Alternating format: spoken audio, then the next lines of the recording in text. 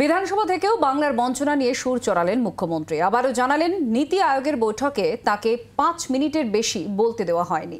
রাত্রে এই নিয়ে বিধানসভায় নিন্দা প্রস্তাব পাশ হলো। আর মিথ্যাচার করছেন মুখ্যমন্ত্রী এই অভিযোগ তুলে আবার বিধানসভা থেকে ওয়াকআউট করলো বিজেপি। কেউ যায়নি, বয়কট করেছিল। আমি ভেবেছিলাম গিয়ে সবার কথা বলবো, 3-4 মিনিটে যা পেরেছি ওইটুকু বলেছি। অল বিজেপি রুল স্টেটকে যেভাবে কনসিডার করা হয়েছে এবং যারা ওদের অ্যালিজ, আমাদের আপত্তি নেই যদি কাউকে বেশি টাকা দেয়। তুমি তোমার বেলায় 20 মিনিট,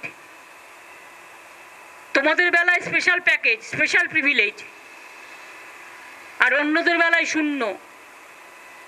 তাই আমি বয়কট করে ঠিক করেছি। বাংলার মানুষের সম্মান আমি মাথা নত করতে দিইনি। যে দাবি দাওয়া রাখবেন ভেবেছিলেন, রাখা হয়নি, সময় দেওয়া হয়নি। বৈঠকে অপমানিত হয়ে বেরিয়ে এসেছিলেন বলে দাবি ছিল মমতা বন্দ্যোপাধ্যায়ের। তা নিয়েছিল রাজনৈতিক তরজাও। এবার আজ বিধানসভায় নীতি আয়োগের বৈঠকে রাজ্যের মুখ্যমন্ত্রীর সঙ্গে যে ব্যবহার করা হয়েছিল তা নিয়ে মানস ভূঁইয়ার তরফে নিন্দা প্রস্তাব আনা হয় বিধানসভায়। টাকা না পাওয়ার জন্য তিনি বলবেন না, তার মাইক্রোফোন বন্ধ করে দেওয়া হবে। তিনি প্রতিবাদ করে বেরিয়ে এসছেন। বিরোধী বিজেপি কি বলছে? না, উনি তো পরিকল্পনা করে গিয়েছিলেন। আচ্ছা বলুন তো, এদের আমি কি বলবো?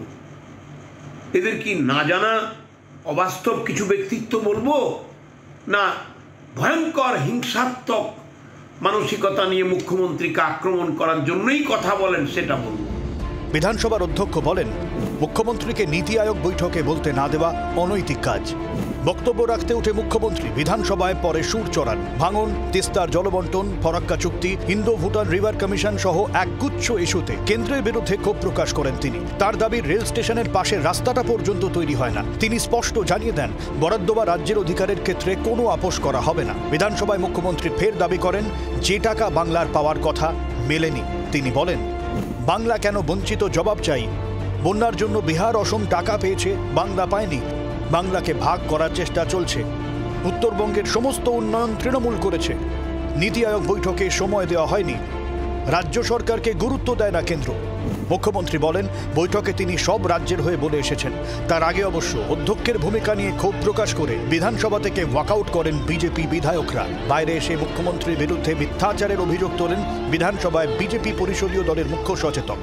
মুখ্যমন্ত্রী তার সময় শেষ হয়ে যাওয়ার পরে তিনি নিজেই বেরিয়ে যান, কিন্তু আমাদের রাজ্যের মুখ্যমন্ত্রী অসত্য ভাষণে পটু নাটকীয়ভাবে উপস্থাপনা করে রাজ্যের মানুষের মাথা হেট করে দিয়েছেন। নীতি আয়োগের যে সিও আছেন তিনি ব্যুরোক্র্যাট, তিনি কোনো দলের লোক না।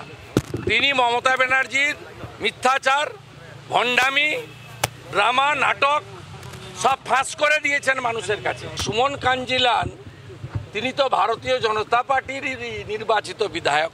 আমাদের বিধায়করা বাধ্য হয়েছে এই অগণতান্ত্রিক, অবৈধ এবং এই রকম সুযোগ সন্ধানী সিদ্ধান্তের প্রতিবাদ করতে। এটা তারা ঠিক করেই নিয়েছেন যে তাদের মতন করে তারা বলবেন, তারপরে তাদের বিরুদ্ধাচরণ করে সরকার পক্ষ যদি কিছু বলে তাহলে সেটা তারা শুনে জবাব দেবেন, সেটা করবেন না।